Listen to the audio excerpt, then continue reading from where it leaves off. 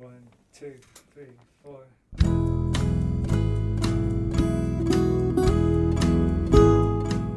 Hello, you're listening to the SKYLIT Books podcast series. We are a general interest independent bookstore located in the Los Feliz neighborhood of Los Angeles, California. This year, because of the coronavirus pandemic, we've had to close our store and cancel in-person events.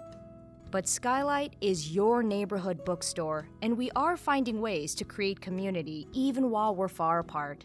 In the coming weeks, we'll be putting out lots of new audio content to help you discover new books, connect with authors, and check in with your favorite booksellers. To learn more about how you can help keep SKYLIT alive, please visit our website at skylitbooks.com or check out our social media accounts on Twitter and Instagram. You can subscribe to the podcast on Podbean, iTunes, and Spotify. Thank you for listening and enjoy.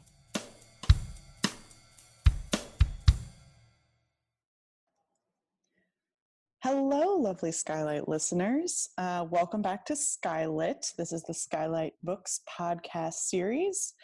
As always, I'm your host, Maddie Gobbo. Today we have something really exciting. We have a husband and wife literary conversation. I think that's a first for us. So today we are featuring Lori Lansens in conversation with her husband, Milan Cheylov. And they're going to be talking about her new book, which is a novel called This Little Light.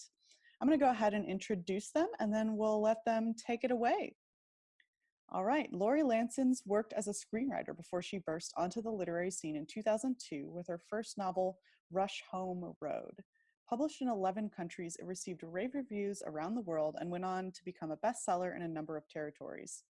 Her follow-up novel, The Girls, was also an international success and a New York Times bestseller. Her third novel, The Wife's Tale, is currently in development as a feature film.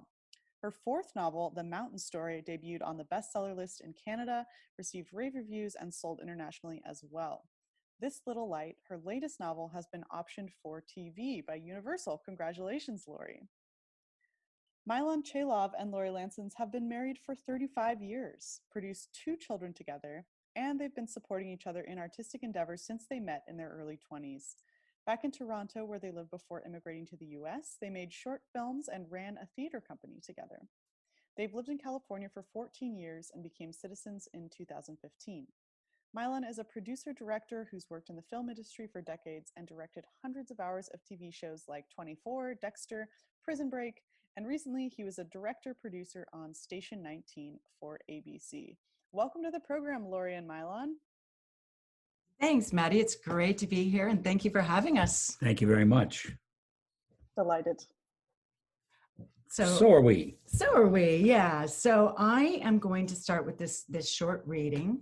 Do you think we should give a little synopsis of the story first? I think that would be wise. So Rory, this book is set in 2024. Just a little stone's throw into the future. And Rory Miller is a 16-year-old, very privileged girl who's asking a lot of questions. And she's grown up in Calabasas, California, and she goes to this Christian school. And on this night, this place takes place over 48 hours in the year 2024. And on this night, she and her best friend, Fee, have been accused of setting a bomb at a purity ball, which is common in 2024. So Rory has a lot of opinions and a lot of ideas. And while she's hiding in a shed with her best friend Fee, trying to escape capture, she's blogging her entire story sort of in real time. And this is an excerpt from her musings on happiness. And imagine this is being read in the voice of a 16-year-old girl. Happy. I hate that word. I want to stab that word. That word offends me the way curses offend people who don't swear, the way taking the Lord's name in vain offends the Christians, even though half of them do it anyway. Happy. It's a bullshit word. Happy is the word equivalent of Valentine's Day. Aunt Lily said that. She told me her ex would say, people choose happy. And that would make her crazy because it's a fundamental lie. Christian people talk about happiness a lot, but that word does not appear in the Bible one time, not once. Aunt Lily's barometer for all things, first world versus third world. So people can choose happy, people can find 100 keys to happiness, 20 tips for happy, all those stupid books. Like, there are seriously more books about how people can find personal satisfaction and happiness than there are books about how people can help other people find food and water. So basically, the ingredients in that idiot book, Recipe for a Happier You, if you can't apply them to the starving mother cradling her fly-covered baby in the slave camp in West Africa, then it's bullshit, period. If all of humanity can't use the same formula for this thing called happiness, it's a big fat North American lie. Okay, I get that I'm an asshole for calling bullshit on happiness. I live in paradise, but I'm not happy. I have everything, but I feel confused and empty. I don't want to find happiness so much as I want to find purpose and love. I've been thinking, because being a prisoner in a sweltering shed really makes you think, about how I can help the world when I grow up. Like how I can be an activist, a volunteer, an influential blogger, or lobbyist or something. Purpose, I get that. But happy? Aunt Lil says happy is like a rush of propofol, that drug they put you out with before surgery. It's just so much anesthetic. Joy, though, I believe in joy. And not because that word is in the Bible. It's because joy is fleeting and real and comes without a recipe, that orgasmic feeling of celebration and communion with something outside yourself. I felt that. Never because of my fab clothes or my big house or anything material. Once upon a time, when I believed in God, I felt joy when I sang that song about how much Jesus loved me, and that other one about letting my little light shine. I felt joy with Shelley because even at half-mast, my mother's still boss. With Sherman, when he used to be Sherman, and I felt joy with Fee and with the Hive. Not a lot of joy in this shitty fucking shed right now. It's so hot in here. Caliente. People say that's how our state got its name. Caliente Fornia, hot oven. Come on, Javier, come back already. Fee moved to sit against the wall across from me. Says she's hot and that I reek. It is. I do. She says she's not pissed at me, but she obviously is. And she says she doesn't blame me for any of this, but she does. I mean, it is my fault we're here. She's just sitting there, rubbing her poor tummy, staring into space, probably hoping whatever embarrassing or incriminating thing that was in her purse melted in the blast. And all this angst is for nothing. Damn. In this moment, I feel like I don't even know her at all, just sitting here looking at her and, oh fuck. There's a freaking lizard in the shed. Just saw him slink under the suitcases in the corner, little green alligator lizard about the size of my palm with a very long tail that I can see poking out from where he's hiding less than a foot from Fee's bare leg. Fee is petrified of lizards. Like, how many times a day does she screech because there's a little blue skink on the path at school or a harmless gecko resting on the pebble tech under the chaise by one of our pools? Even if we're in the car, she screams if she sees a freaking salamander in one of the flowering bushes in the median. I love lizards. I think they are my spirit animal. In fact, if not for Fee, I'd see this little guy as some kind of good omen. If Fee sees it, she will scream. Too late. Oh, fuck. I just heard the trailer door creak open. Okay. There's a little Do you taste need of this. more, little, though? Was that long? You can cut this out. Was that long enough piece? Great. So we'll move on to the questions, Q&A section. Great. All right, again, my name is Milan Cheylov. I'm Lori's husband, and I'm going to ask her some questions about her brilliant new novel, This Little Light. Lori, your book set a few years into the future, as you said, in 2024 in Calabasas, California. The Christian right now has unprecedented power in your book. Abortion is illegal. Purity balls, and that's where little girls go to these dances where they promise their fathers that they will remain virgins until they're married. Those balls are common. Our narrator of the story is Rory Miller, a 16-year-old girl who's questioning the world around her. She's writing her story in real time in a blog. That's the conceit of this novel. Why did you choose that way into this story through Rory and the blog? Well, I wanted to reflect the the emotional landscape of a young girl in a world like that, right? To take on this girl who's on the cusp of womanhood and reveal her inner conflicts in this kind of oppressive near future world. So Rory's grown up extremely privileged, but she knows it. And she has awareness and social conscience, but she hasn't always known what to do with it. So she's just coming to terms with that in a real way. And especially now, because she's caught up in her own injustice and she's on the run with her best friend, wrongly accused of setting a bomb. So she's caught between two worlds, the one she was born into, and which is ruled by Christian fanatics and misogynist politics, and where undocumented immigrants live in fear of deportation and detention. And then the one she imagines, this world she imagines to be better. So Rory knows that the patriarchal ideologies that she's been fed at Christian school don't really line up with what's happening around her. She sees only hypocrisy there. So she starts to question everything, and that gets her into trouble. And the notion of the blog? Well, the story is fueled by the trigger event, a bombing at a Christian school on the night of the purity ball. So Rory and her best friend Fee are accused of setting the bomb. And there's this frenzy to this trigger event that I wanted to reflect in real-time writing.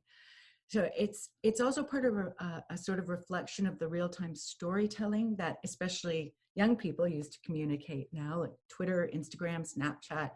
They've all changed the way people tell their stories. And that speaks to Rory's language too. And we see language changing and evolving, and some people would say devolving, but I don't think we're in that camp. And with these dialectical shifts come the common use of short forms and acronyms and casual cursing and drop words. So I wanted to reflect that too. And Rory's a writer. She's already a blogger. So this way in made perfect sense to me. And I think in another time period, she would have sort of crazily scrawled all of this out on, spiral binders that could be found later at the scene or something. She just had to get it out. She had to get it out. She just had to get it out. And I know that you don't like to put labels on these things, but is this a young adult novel?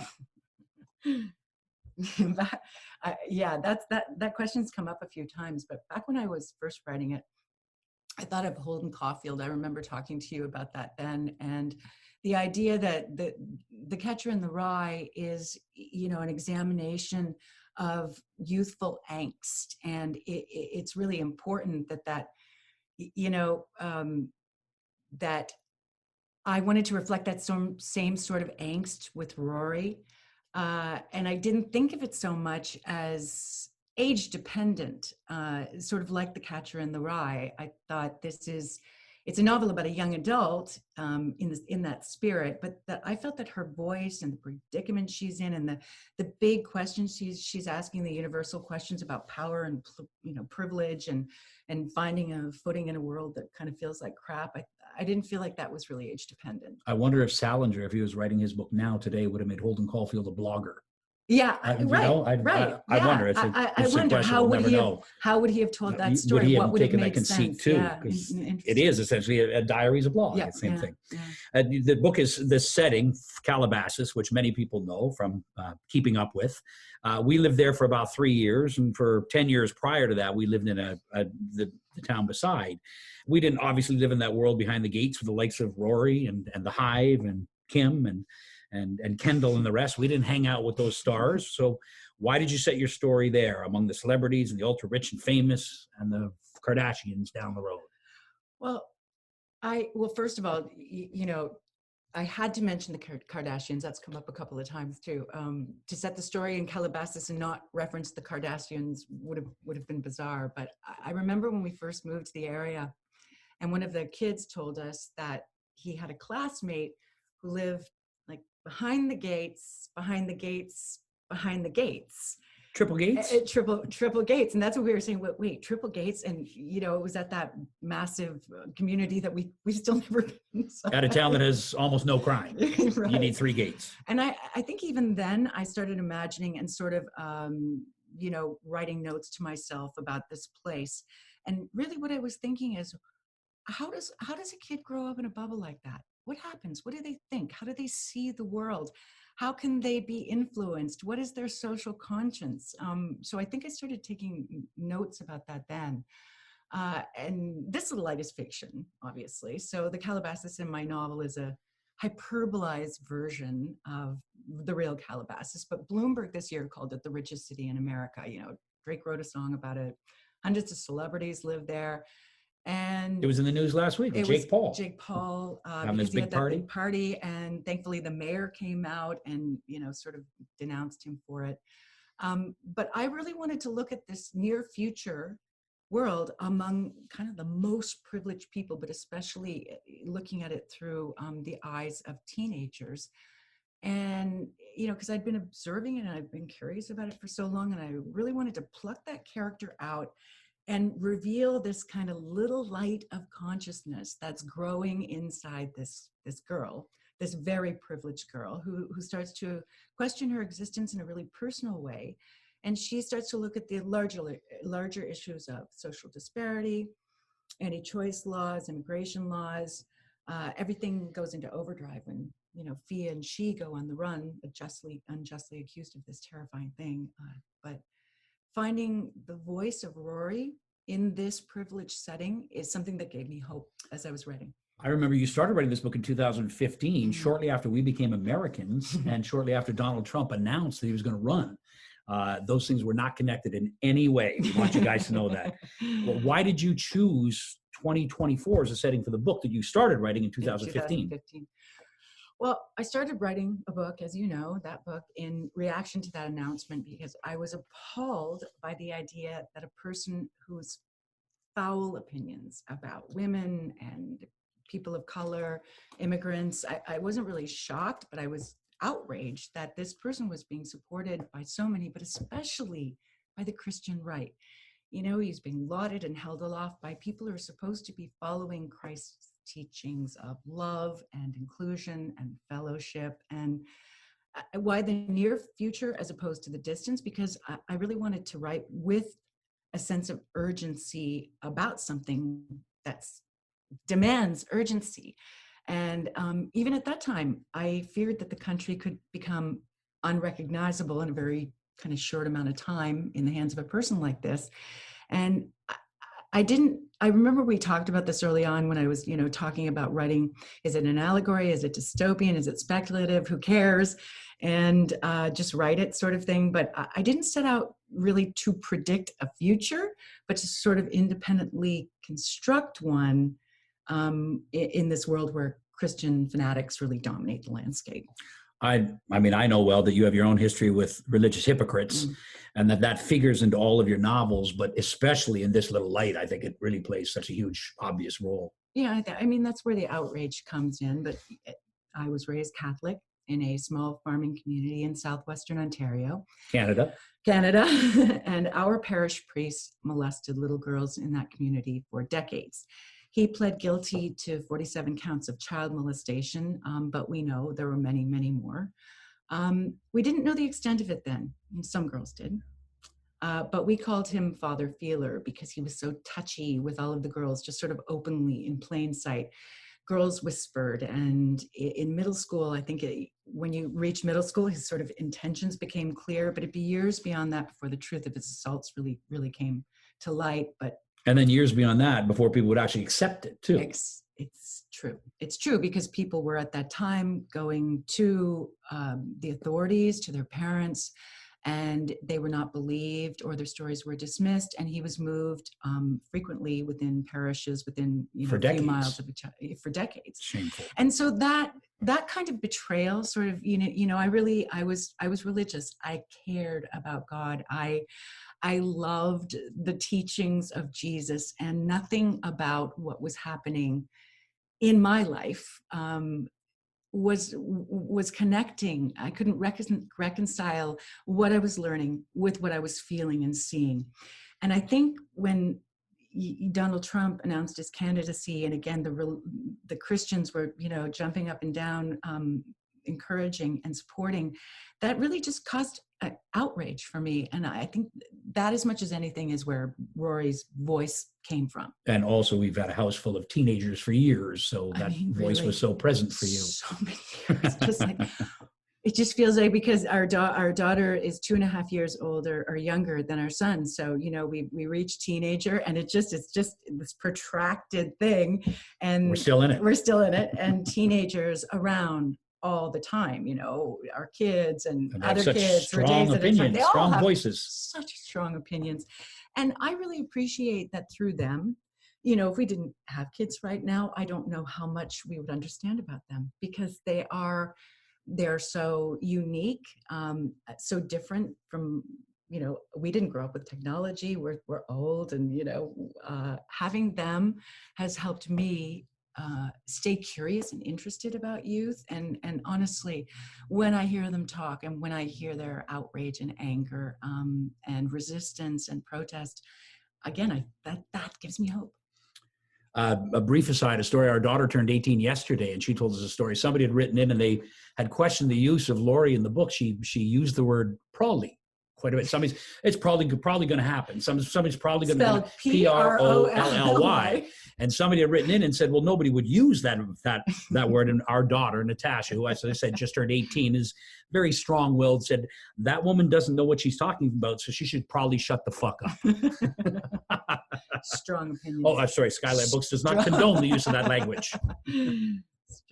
Strong opinion. Well, let me move on, because in your book, the Latinx characters in your book are largely illegal or undocumented.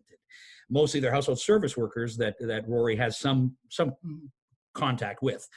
But in this near future world, there's no DACA, and undocumented citizens are called PROCITs, probationary citizens, yeah, right? Yeah. They're fully oppressed, and their lives seem to be fairly tragic. Yeah. It's funny, as I was writing the book, and I actually finished the book in late 2018, which is sort of strange, because I wrote it during this period, and then it all kept happening. So I remember wondering at one point if I had gone far enough in imagining the sort of tragic conditions that undocumented people might endure in this not so distant future, in a country with a leader who's so anti-immigrant and has this nativist agenda. So then the Trump administration set up the border detention camps and began to separate families, and he denounced DACA, and white supremacists joined in, banned travel, et cetera. And then I started to wonder if I'd gone far enough. Yeah. And, that happened a couple of times, whereas I thought I was imagining sort of the worst, but let's hope that the best happens this fall, and that we don't have to keep wondering. Obviously, the end of your book, the conclusion is there's a twist at the end that I'm not going to share, but it caused me just to sit there stunned and sobbing for a long time. What feeling do you hope that readers go away with at the end of the book? Not just feelings, but ideas. What do you think? Well, I guess it's always a strange question to answer. You write this book, and what do you hope that people leave with? It's not something that you're working toward during the writing of the book. Like, I just want to get to that point. It's something I guess you think about later. What do I hope? And I suppose I hope that readers hear Rory's question, and maybe that gives rise to questions of their own. I hope that they find notion, or sort of hope, as I did, in the notion that this privileged young girl is trying to sort things out, calling out her own hypocrisy and bullshit, and that she's trying to do better and wants to do better. And that's what I see growing in young people, I think, from every walk of life. And then again, the end of the book is the point of the book. But in some ways, what you're saying, that people want to do better and all that, I think that is sort of part of our social sort of feeling right now, that we're all, or most of us anyway, are striving to do better and figure out a way to, to improve ourselves and our society as a whole. And I think that's what the BLM thing is about. And that's what, just trying to be the best that we can be, and trying to create, the nation that Abraham Lincoln spoke about. I think that's all part of it. It's interesting too, as outsiders, that you're afforded a certain distance from a culture, and our friends back home too have read Lori's book and loved Lori's book, and they don't understand America right now and its current incarnation. And Yeah. again, hopefully in a couple of months, we're going to change that, but we'll see. Now, this book is written in such an immediate fashion. You have written other books in the first person, but this book has a certain immediacy about it and a certain narrative thrust that, I mean, you just can't put the book down. Will you consciously... Says my husband. No. Well, I think it's not just me. Lots of press. It was a bestseller back home in Canada. It's got incredible reviews too. It's not just me, although I admit that I am biased, of course. But did you consciously, and again, the rest of your books too have been very compelling reads, but did you consciously try and sort of, increase the tension in this book and sort of be more direct in this book than perhaps you've been in past books? Yeah, I guess my purpose was unique in writing this book. My intentions were somewhat unique. All of my other novels have in some ways been emotional reactions as well, but this one was, maybe a little bit of a warning cry even. So yes, it did have this kind of urgency for me. And when I started writing it, I was incredibly cynical. And all of these trigger events, all of the changes, as you just said, you're seeing this rise of people who care and they're angry, they're protesting, they're resisting, they're objecting, all of the things that lead to change. And so this year, I have hope. 2020, I have hope. Strange thing to say. That's great. Let's hope it's borne out. Thank you both so much. That was such a good conversation. Was it good? Yeah. I was actually thinking a lot about this other YA. Well, not that your book is necessarily YA. But That's okay. A YA novel that came out last year called Pet by Kowaleski Emezi. Oh. And for our listeners, I recommend this book as well. I think it would pair very nicely with Lori's book because it's also about a young person recognizing that something is wrong in their community and deciding to take action to change it. It's a little bit more supernatural, but I think coming from a very similar place. Yeah. That's cool. Yeah. So a lot of artists are coming from these days too, as a sort of just blowback to obviously the political scenario that we're living through. Definitely. Yeah. I think all the art that's been coming out in the last couple of years has been very focused, determined. Yes. And interestingly, everybody is kind of writing speculative fiction right now, whether they want to or not, because the world for the first time is so incredibly uncertain. What does it look like? What does 6 months from now look like? Are we shaking hands yet when we write a book? What do we describe? Or do we describe the world we're living, the world we hope to live in, predicting a future? It's a challenge, yeah. And certainly when Lori and I work in film as well, and you're constantly going, how do we see, is every film in the future going to have masked actors or in the background? Or like, how do we express that and show that and yet not limit our dramatic possibilities? Yeah. Right. The reality feels more speculative than the art right now. Yeah. Exactly. Exactly. Well, hopefully, again, there'll be some sort of leveling out this fall, and we'll all sort of turn the page. Yeah. Yeah. I think Lori, I think what you were saying about hope for kind of this major change. I think that's what we're all hoping for right now. I'm interested to see what will happen, and I'm also interested to see what our customers think of your book. Yeah, me too. So thank you so much for sharing it with them. And if you all are listening, you can also hear another excerpt from the book on our Instagram TV that should be going up shortly. So you can get another little taste, and we hope you check it out. So the book is This Little Light. You can order it at skylitbooks.com. Lori and Milan, thank you so much for being here today. I really appreciate you taking the time and giving us that little introduction and that lovely talk. So thank you. Thank you so much again for hosting us. Thanks, you, Maddie. Thank you. All right. Well, thanks, listeners. We'll see you back here in a couple of days for the next episode. Thanks for listening, and take care out there. Thank you for listening to the Skylight Books podcast series. Please don't forget to visit our website at skylitbooks.com and make sure to follow us on Twitter and Instagram. Also, don't forget to subscribe to this podcast for more author talks and bookseller conversations. You can find us on Podbean, iTunes, and Spotify. Stay safe and healthy, and we hope to see you back in our store soon. I see